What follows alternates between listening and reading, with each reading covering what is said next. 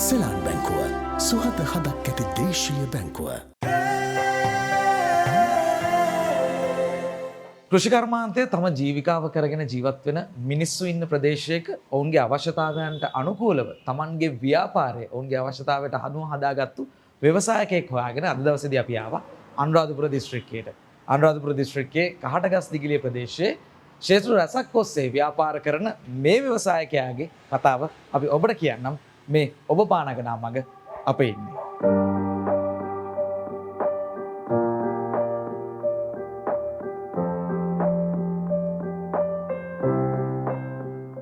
කිත්සිරි ජයසිංහ අනුරාධපුර දිස්ත්‍රික්කයේ පාරිභෝගික ජනතාව වෙනුවෙන් විශේෂ සේවාවන් රැසක් ලබා දෙන විශිෂ්ට ව්‍යාපාරිකයෙක්.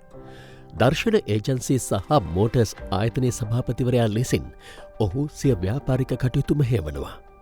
ප්‍රදේශයේ ජනතාව වෙනුවෙන් ඔවුන්ගේ කෘෂි අවශ්‍යතා, ප්‍රවාහන අවශ්‍යතා, ඉදිකිරීම් අවශ්‍යතා ඇතුළු අවශ්‍යතා ගණනාවක් වෙනුවෙන් විශාල පරාසයක පැතිරුණු සේවාවක් ඔහු විසින් ලබා දෙනවා. ප්‍රදේශයේ ජනතාව වෙනුවෙන් තම සේවාචාලය තව දුරටත් පුළුල් කිරීම ඔහුගේ බලාපොරොත්තුවයි.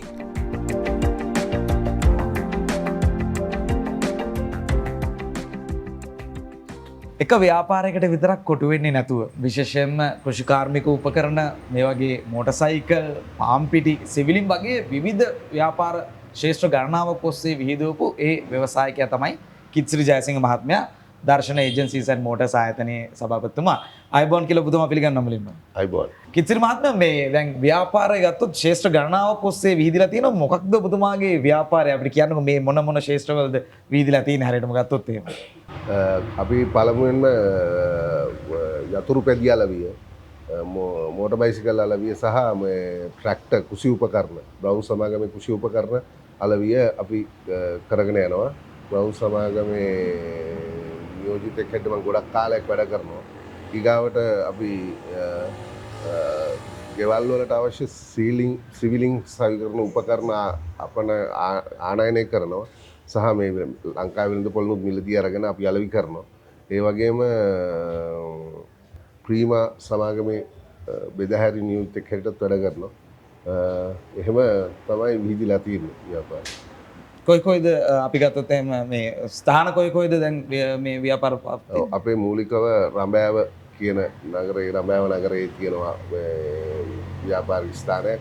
අනුරාධපුර නවනගරේ දහයගම කියන හරි ව්‍යාපාරික ස්ථානයක් තියෙනවා. ඊගාවට කහටගස් දිගිරිය අපේ ව්‍යාපාරික ස්ථානයක් තියෙනවා.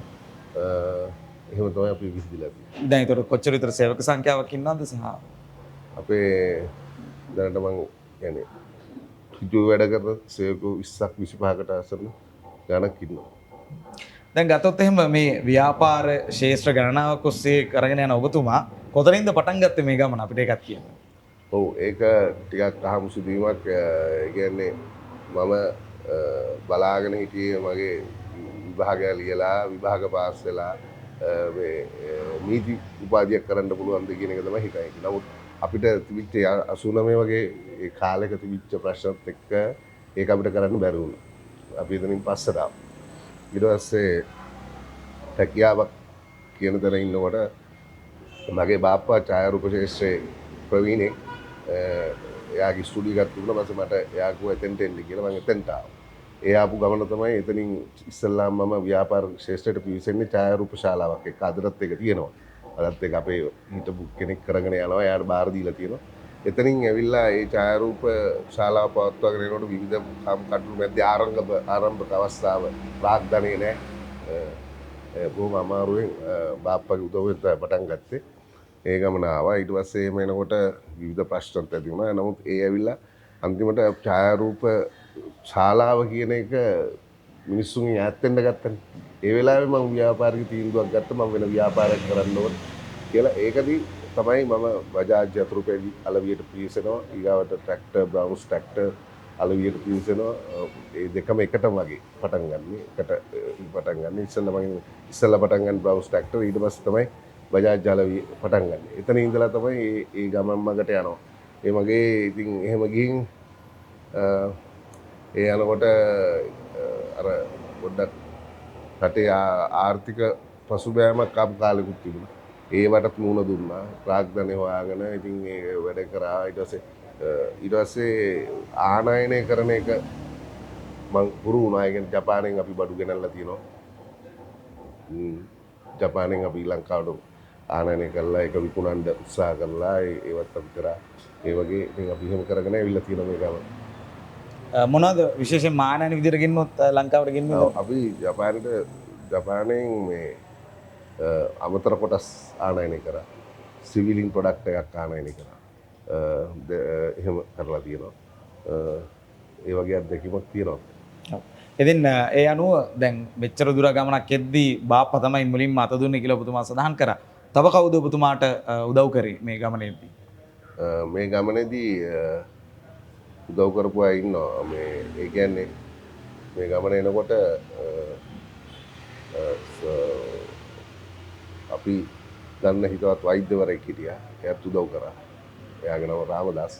එයාත් උදව් කළා තියෙනවා.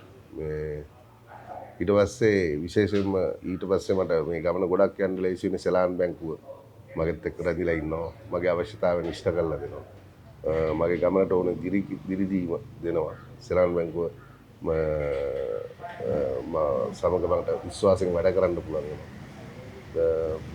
ඒක තමයි මේ ව්‍යාපාරයේ අනිත් දියුණුවට එන්න බලපෑම් ගොඩක් පැත්ත ප්‍රාග්ධනයේ සපයා ගන්න මට උදව් කරේ සෙලාන් බැංකුව. ඔබතුමා දැන් ස්ටුඩියෝ එකක් පටන් අරගෙන ඔබතුමාට තේරෙද්දී මේ ශාස්ත්‍රය යන්න බැහැයි කියලා ඊට පස්සේ තමයි වෙනත් ශාස්ත්‍රයන්ට යොමු වෙන්නේ. දැන් මේ ආයෙත් අලුත් ශාස්ත්‍රයකට යොමු වෙද්දී හිතන්නේ නෑ අපි සමහර වෙලාවට අලුත් ශාස්ත්‍රයක තියෙන අභියෝග ගැන මොන වගේ අභියෝග වලටද මේ අලුත් ශාස්ත්‍ර වලට යොමු වෙද්දී ඔබතුමාට මුණ දෙන්න ඕනේ? ඔව් ඒකේ විවිධ දේවල් ආවා. මේ සමහරව හිතුවා මේ ඒක අසාර්ථක වෙයි. කරන්න බැරි දෙයක් වෙයි. කියලා හිතුවා. නමුත් එහෙම වුණේ නැහැ. ඒක අපි අපහසුතා තිබ්බා. ඕනම ව්‍යාපාරයක අපහසුතා තියෙනවා, දුක්ඛම් කටළු තියෙනවා. ඒවා විඳින්න වෙනවා. ඒවා විඳින්න ඕනි. ඒ විඳින්න තමයි මොහොත් වෙලා එන්නේ. ඉතින් ඒක තමයි මං හිතන්නේ මං එහෙම ඒතරින් මාරුනාට පස්සේ මට ගොඩක් දේවල් හම්බුණානේ. මම අර ස්ටුඩියෝ එක තුලට කොටු වෙලා හිටියනම් මට ලෝකෙ ඇවිදින්න හම්බෙන්නේ නැහැ. ලෝකෙ දකින්න හම්බෙන්නේ නැහැ. රටවල යන්න හම්බෙන්නේ නැහැ. ඒකත් මට ලැබුණනේ. මම මේ ව්‍යාපාර ශාස්ත්‍රය මාරු කිරීම තුල මට ගොඩක් දේවල් ලැබුණා.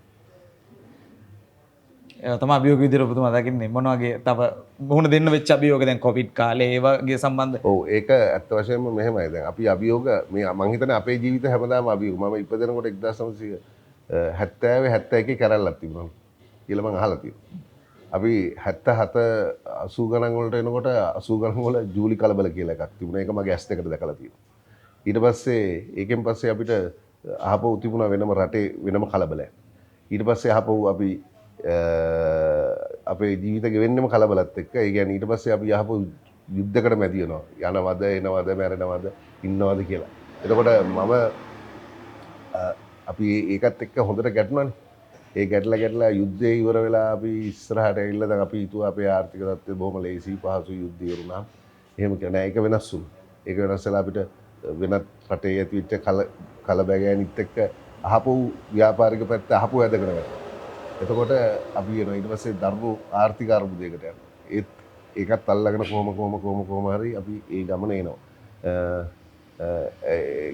එහෙම බැලුවොත් සමස්ත ව්‍යාපාරිකයින්ටම ඒ ප්‍රශ්න ඔක්කොම තියෙනවා. මටත් තිබුණා. හැමෝටම තිබුණා.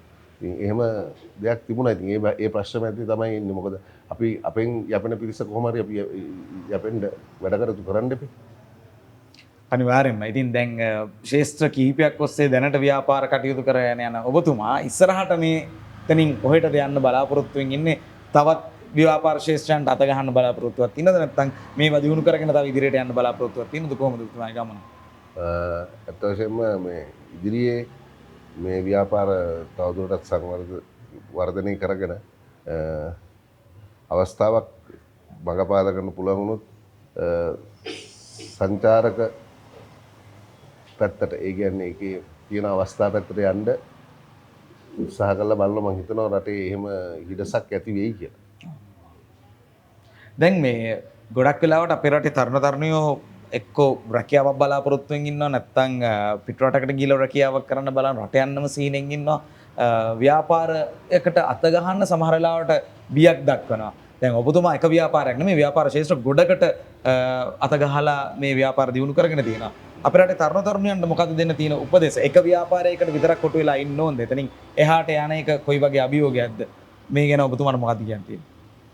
ඔව් අපිට ඉතින් රැකියාවක් කරලා නිශ්චිත වැටුපක් අරගෙන ඉන්න පුළුවන්. නිශ්චිත ප්‍රමාණයට ජීවිතේ කොටු වෙනවා. මගෙත් සීනියක් තුන මගේ යාළුවෝ තුන් දෙනෙක්ගෙම ඉස්කෝලෙන් අයින් වුණාම අපි හිතන් හිටියේ ඇමරිකාව යනවා කියලා. ඒ කාලේ. ඒ කියන්නේ ඇමරිකාව හරියට නිකන් අද නම් ඉන්ටර්නෙට් එකේම බලන්න පුළුවන්. එහෙමවත් එකක් තිබුණේ නැහැ. නමුත් ඒකෙන් මගේ යාළුවෝ දෙන්නෙක් ගියා. හැබැයි තුන්වෙනි අවස්ථාව තිබුණේ මට. හැබැයි මම ඒ දෙන්නම මේ ගියේ නීතියානුකූල ක්‍රමවලින් නෙමෙයි. හරි. නමුත් මම මේ ව්‍යාපාර කරලා නීතියානුකූලව ඇමරිකාවේ වීසා අරගෙන මගේ යාළුවෝ දෙන්න බලන්න මං ගියා. මේ ව්‍යාපාරය කියන්නේ එහෙම එකක්. ඒ කියන්නේ හරියට කරොත් තමන් හිතුව පැතුව දේ දෙනවා. වැරදියට කරොත් ඒක ප්‍රශ්නයක් තියෙනවා. ඉතින් මම කියන්නේ බය වෙන්න එපා. එක තැනකින් පටන් ගන්න. ඒ පටන් අරගෙන යන්න පුළුවන් නම් අපේ තියෙන ලොකුම ප්‍රශ්නයක් තමයි රජයේ රැකියාවක් කියන එක. බලාපොරොත්තු. ඒකට හේතුව විශ්‍රාම වැටුප කියන එක. ඒක වැරදිම ආදර්ශයක් සහ වැරදිම ක්‍රමයක්. මේකේ පෞද්ගලික අංශය වුණත් දක්ෂතාවය හොඳට තියෙන හොඳ වැටුපක් ගන්නත් පුළුවන්. නමුත් ව්‍යාපාරයක් කරලා Tamanට දියුණු වෙන්නත් පුළුවන්. ඉතින් ඒක හරි විදිහකට හරි තැනකින් පටන් අරගෙන හරි මාවතක් ඔස්සේ යන්න ඕනේ. හැබැයි කවදාවත් වරදින්න නැතුව ව්‍යාපාර කරන්න බෑ. මමත් වරදිලා වැටලා තියෙනවා. ආපස්සට වැටලා තියෙනවා. ආයෙ නැගිටලා තියෙනවා. තනියම කල්පනා කරපු වෙලාවල් තියෙනවා. ප්‍රශ්නට උත්තර නැතුව හිටපු වෙලාවල් තියෙනවා. ඔත හොයාගෙන යනකොට උත්තරයක් හම්බෙනවා. හැබැයි දැන් මම ලැබුව අත්දැකීමෙන් කියන්න තියෙන්නේ හොඳට පටන් ගන්න ව්‍යාපාරේ පරිශීලනය කරලා පටන් ගත්තා නම් හරිද? මම වුණත් වරද්දාගත්ත තැන තියෙනවා පරිශීලනය කරන්න නැතුව ගිහින් කරලා. ඒක පරිශීලනය කරන්න නැතුව කරපු හැම අවස්ථාවකම ඒක වරදිලා තියෙනවා. එන්න මම කියන හොඳට හොයලා ඒකට ගණන්ම හදලා කරොත් ඒක සාර්ථක වෙන්න පුළුවන්. ඔව් ඉතින් හොඳට පරිශීලනය කරලා ව්‍යාපාරයකට ගියොත් ඒ ව්‍යාපාරය ගොඩ ගන්නට පුළුවන්. ඒක එක ව්‍යාපාර ශාස්ත්‍රයකට විතරක් නෙමෙයි ව්‍යාපාර ශාස්ත්‍ර ගණනාවකට විහිදුවන්නට පුළුවන්. ඉතින් ඒකට හොඳම උදාහරණයක් තමයි කිත්සිල් මහත්මයා. බොහොමත්ම ස්තුතියි අද දවසේදී අපිත් එක්ක එකතු වුණාට. ඉතින් අපි ලබන සතියේත් සූදානමින් ඉන්නවා මේ වගේම ව්‍යවසායකයෙක්ගේ කතාවක් අරගෙන ඔබ හමුවන්න.